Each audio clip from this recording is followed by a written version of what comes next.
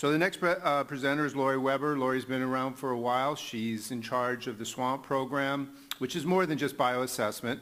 And I asked her to come up and give us an update on the program. She's ready to do that, I guess. and here she is. Like I mentioned, she's worked for the state board, supervisor of the SWAMP program, and will update us. Oh, wait a minute. Got to get in the hang of this. Selfies. We got to do more of those. I don't have my phone with me, so. Where's this stupid little thing? There it is. If you can't figure it out, I probably won't either. Oh. Isn't it part of the same presentation? Right here. I just have to get to it. Oh, we have it. Okay. I'll get in the swing. Okay. And there is a clicker and a red thing here. Okay. Do you want this back? Yes, thanks. Okay, we're all ready to go. Okay, can everybody hear me okay? Am I close enough to the mic? Yes? Yes? Okay. All right, let's get straight. I can read this. All right, so good morning, everybody. I'm Lori Weber. I'm the SWAMP, as Jim said. Thank you, Jim. I'm the SWAMP coordinator at the State Water Board. I'm not really in charge of the SWAMP program. I try to manage it. But SWAMP is huge and many, many partners. So I coordinate from the State Water Board side of things. I'm also the senior of the SWAMP unit at the State Water Board. So you will be meeting my staff later on this morning. Some of my staff. Okay, let me just figure out how to click this easily. The next one. Aha, it worked. Okay, so this is just an overview of the presentation that I'm going to give to you guys today. I'm going to talk a little bit about why we exist as the SWAMP Bioassessment Program, why we're here, and then I'll give you an overview of our long-term vision, talk about what we do, who we are, and then since I gave you guys an update a year ago, I'm going to kind of give you a rundown of some of the things that we've done since last year, and surprisingly a very long list as I was putting this together, so it's good to see. And then a kind of a heads up on what's coming in the next year or so.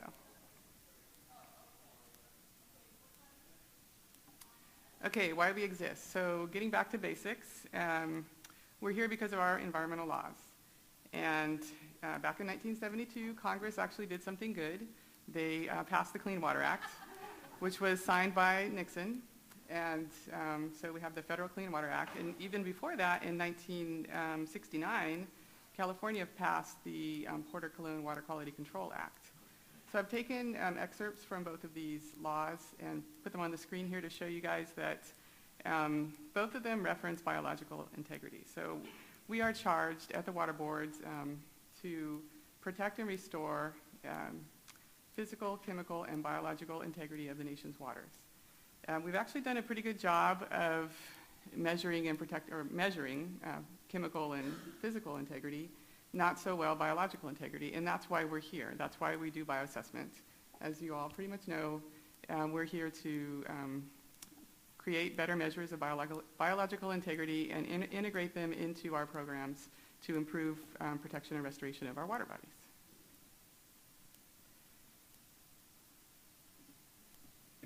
So here's just the long-term vision of our bioassessment program, of our SWAMP bioassessment program. So our vision is that measures of ecological integrity are fully integrated into California's water resource management programs. And then California prioritizes this information to measure, protect, and restore its water bodies.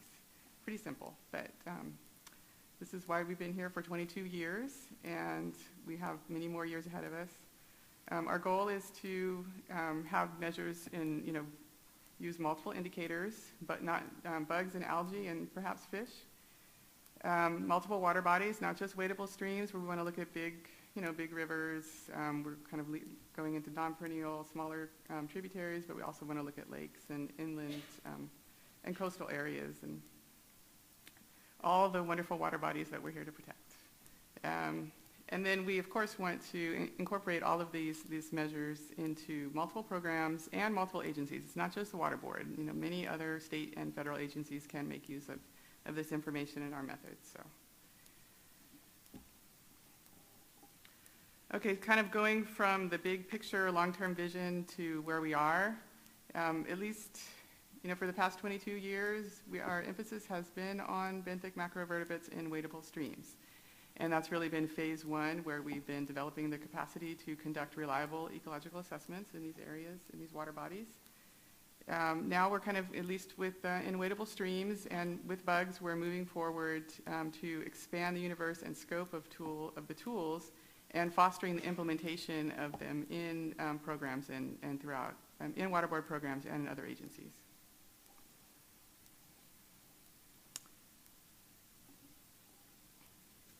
So just an overview of kind of our two major objectives in phase two.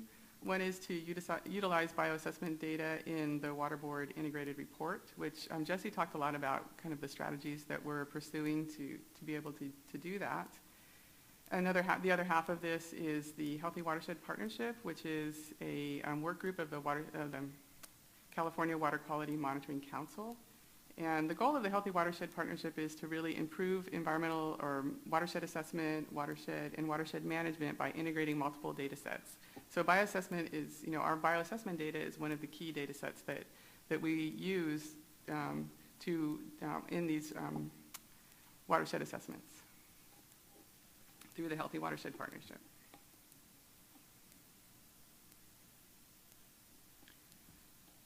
Okay, and just moving on to who we are.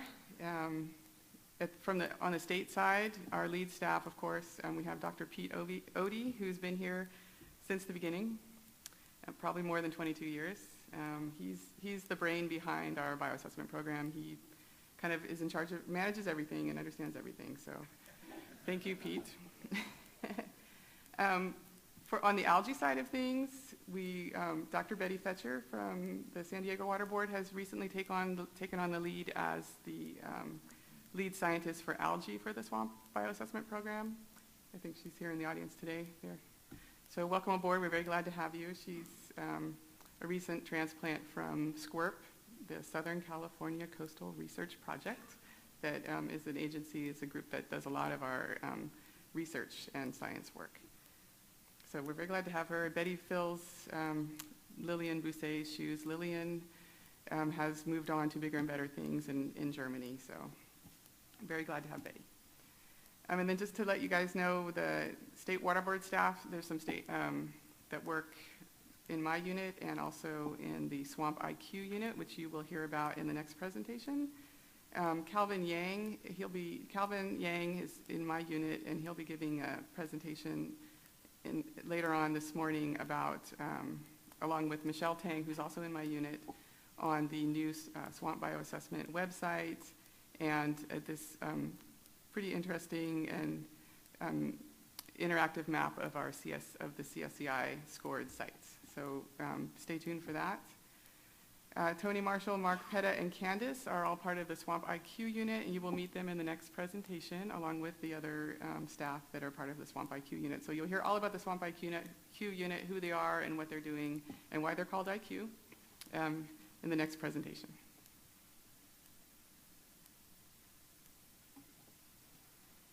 Continuing on, I should acknowledge all the many different organizations that support the Swamp Bioassessment Program. The first one on this list, and of course number one, is the US EPA. They provide us with all of our funding, or almost all of our funding. So thank you, Terry Fleming. You're out there somewhere in the audience. Thank you for your support. We wouldn't be here without you. And again, I apologize in advance for all of the acronyms on this slide. I just realized should have spelled them out. But really, these are the many other agencies. This is to give you an idea of the many other agencies and people that support the Swamp Bioassessment Program, from research scientists, field crews, taxonomists, chemists, GIS professionals, and many others. Many of you who are in the room who work for SWAMP or the Swamp Bioassessment Program, I want to thank you for your work, your dedication, your hard work. We've done a lot over the past 22 years, and we have a long way to go, but we have a great foundation. So thank you, everybody. If I haven't worked with you individually, I've worked with many of you, but not everybody. So great work. Okay, moving on to what we do. in the bioassessment program. These are our main program elements. You all have probably heard about our core monitoring programs, the Reference Condition Management Program, or RCMP, I spelled that one out, and the Perennial Streams Assessment, or PSA. So these are our two core statewide monitoring programs. Of course, the RCMP is our network of reference sites, and the PSA is the probabilistic or random sampling of sites, awaitable streams statewide throughout California. With our infrastructure, we've developed many SOPs, which are standard operating procedures for everything from field methods to QA, QC to laboratory procedures. Yeah, we have our QA, QC procedures as well that are swamp comparable. Data management, we have various data management tools related to bioassessment. Also, our interpretive tools are very important, and of course the California Stream Condition Index, or CSCI, which our research scientists have recently released, well, not too recently, but the paper's coming out pretty soon, right? So that's our new and improved scoring tool for bioassessment data, and it's applicable statewide. A lot of great work has gone into it, and it replaces the IBIs. The IBIs are the indices of biological integrity, and some people still use those, but we are moving towards the CSCI, so I encourage you to learn more about it if you're not already using them.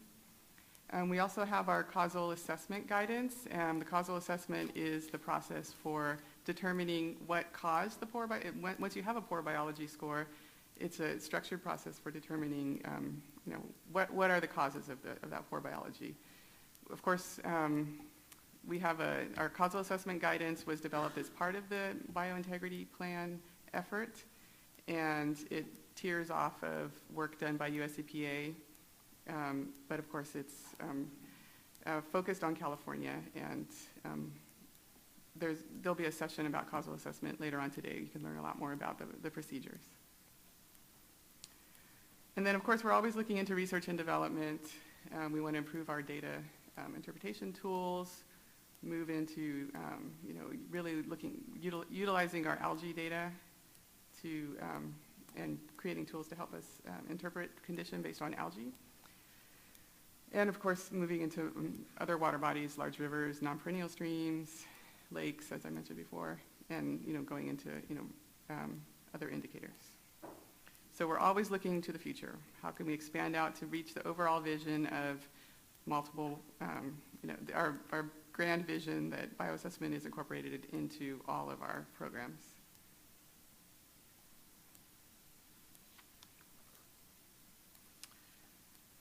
Okay, and then another really kind of a cornerstone of our program is that we work a lot with partnerships. We have many, many partners. It's very important. Through collaboration and coordination, we are able to accomplish much more than we would with just SWAMP itself. So we've been able to leverage our SWAMP dollars, and we've kind of built this framework that to leverage additional resources so that we can bring different data sources in from other programs and assess it as a whole. So Pete is actually really the powerhouse behind that. He spends a lot of his time working on partnerships, and I really appreciate that. Other examples, of course, we work with regional monitoring, or some examples of our partnerships.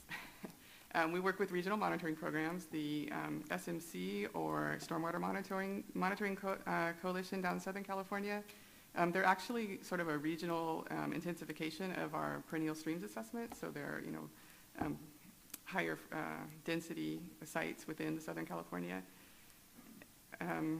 And then we worked a lot with the U.S. Forest Service. I think there's even a session later about some of the work that we've done on both public and private timberlands.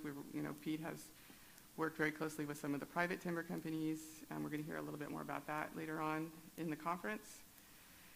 We work closely with the Monitoring Council, as I mentioned before. The Healthy Watershed Partnership is kind of one of the arms of the Swamp Bioassessment Program, and it's a way that we're incorporating our bioassessment data into the watershed context to improve watershed assessments throughout the state. Another very important part of our of the Swamp Bioassessment Program is that we support other policies. We support statewide policies. Of course, our signature policy is the biointegrity policy or plan. The biointegrity plan that Jesse mentioned, talked about previously.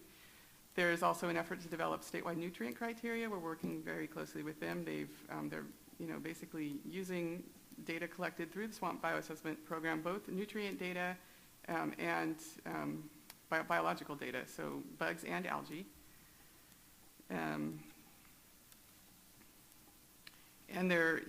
Within the nutrient policy, they're actually looking at ways to they're figuring out the relationships between nutrients and biology, in our streams. So there's actually a lot of really interesting work being done in that regard. With wetlands, we do conduct CRAM at all of our bioassessment sites. CRAM is California Rapid Assessment Method for wetlands. So riparian, in this case, it would be riparian wetlands. This is a level 2 rapid assessment.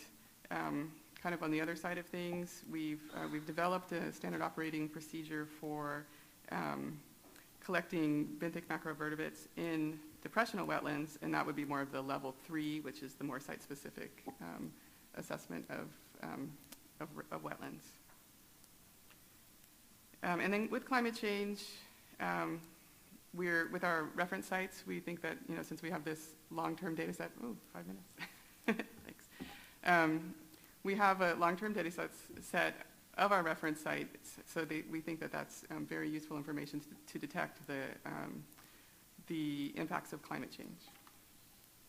So we're working very closely also with the State Water Board as they develop their climate change policy.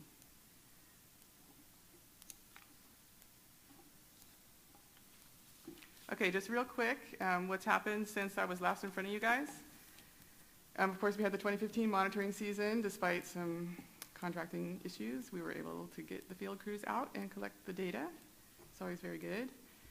Jim did another round of the College of Bioassessment that's supported by the water boards through the training academy, but also because, you're part of the swamp family. So. There's a new IQ unit at the State Water Board. Melissa Morris is the lead, and she's going to give a presentation on that right after me. And then they're also going to talk about some of the new standard operating procedures, or SOPs, that they've produced in the past year. Last year when I was in front of you guys, I said we were working on the CSCI automation, which is a process for making it, a user-friendly web-based, interactive web-based process for calculating CSCI scores. And I do remember a few chuckles of disbelief at that. And we are moving forward. That is still in the works, but we definitely, it's taking a lot of negotiation with our IT department, so a little bit more difficult than we thought, but definitely moving forward. We have a new bioassessment website that you'll hear about in the presentation after the next one, and also a map, an interactive map showing all of our bioassessment sites with the CSCI scores color-coded. So that'll be a really neat thing if you want to see that. And we just recently released yesterday a technical memo on the CSCI with a little more in-depth, for people who are unfamiliar with it, to learn kind of the basics of what the CSCI is and how it's calculated. So that was just published on our website, and we'll show you the link pretty soon. When Calvin and Michelle give their presentation at 10:20, they'll show you the link to that as well. And then, as I mentioned before, all the work that Pete's doing with partnerships, he's been able to, and we're going to hear about this later on today. I think the timber session is today. A partnership with private timber, work on flow ecology, and of course the non-perennial streams, which we'll hear about as well. What's coming? We wanted to have we're going to release both a technical memo, which is kind of a little in-depth guidance on the CSCI, along with a more glossy, kind of picture-heavy fact sheet on the CSCI for managers and the public. The fact sheet is still not quite ready for prime time, but it should be out soon. It'll be on our website. So there'll be a very user-friendly introduction to the CSCI out there. And then with our memo, that's kind of a little bit more technical for technical staff. Ongoing needs assessment, I just want to mention that, so after the break, we have a 30-minute session, which is kind of a listening session on, we kind of want to query the people in the audience on what kind of tools or resources they feel would help them in their daily work to utilize bioassessment data more efficiently. So I'll be back after the break and happy to hear your input on that. And I say ongoing because I really want to close that feedback loop between people who are the practitioners and the the bureaucrats like me. So I'd like to make sure that there's a really good feedback loop. So I will find other opportunities to solicit your feedback in the future. 10-year strategy. We are working on a pretty brief document that makes the link between the big picture vision and the very detailed kind of annual work plans. And so that will be coming out probably within the next year. There's some new SOPs which you'll hear about that are in the works. The algae work group you'll hear about in the next presentation. We're still looking into tools for, better tools for non-perennial streams, coming up with a statewide scoring tool for algae, some sort of algae CSCI type of thing. And then, yes, we have not forgotten, and we will continue to push for the CSCI automation tool. We really want to get that functionality out there and make it easy for people to calculate the CSCI scores at their sites of interest. So that concludes my presentation. Does anybody have any questions? Oh, I think I'm done.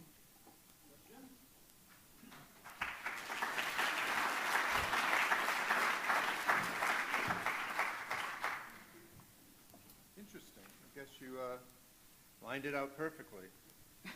Now she will be back after the break, as she said. So if someone don't have any comments or questions or suggestions on tools, we're going to call on people randomly. So make sure you're keeping notes. This is not a conference. This is a training program. And so everyone should be aware of that and taking down all these notes.